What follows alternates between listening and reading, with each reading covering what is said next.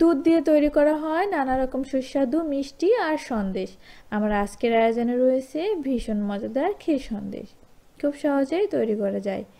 একবারের জন্য হলেও বাসায় তৈরি করবেন। আর কেমন লাগলো আমাকে অবশ্যই কমেন্ট বক্সে কমেন্ট করে জানাবেন। তাহলে ভিউয়ার্স চলুন শুরু করা যাক।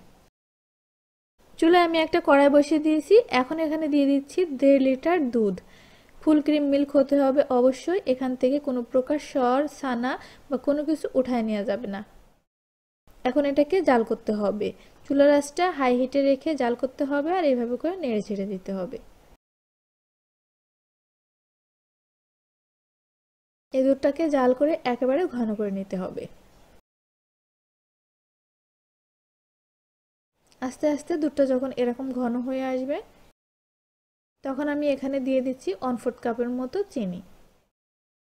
এখন এভাবে করে নেড়ে চেড়ে চিনিটাকে ভালো করে মিশিয়ে নিতে হবে আর একেবারে ঘন আঠালো করে ফেলতে হবে। আপনারা চাইলে চিনির পরিমাণটা আরেকটু বেশি করে দিতে পারেন।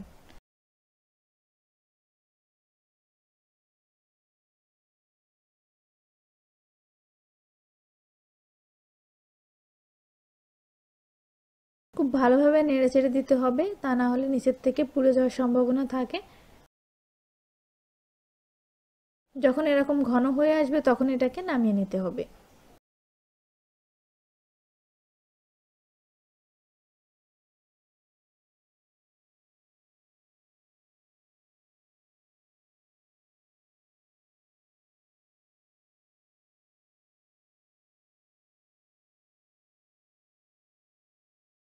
এরপর এটা যখন হালকা ঠান্ডা হয়ে আসবে তখন এখান থেকে এগুলোকে হাত দিয়ে এরকম করে সন্দেশগুলোকে তৈরি করে নিতে হবে।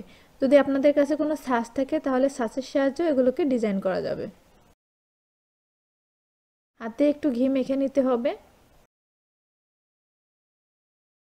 এরপর এটাকে এভাবে করে একটা কিছুর সাহায্যে একটু দাগ কেটে দিতে হবে। এতে করে খুব সুন্দর একটা ডিজাইন দেখা যাবে।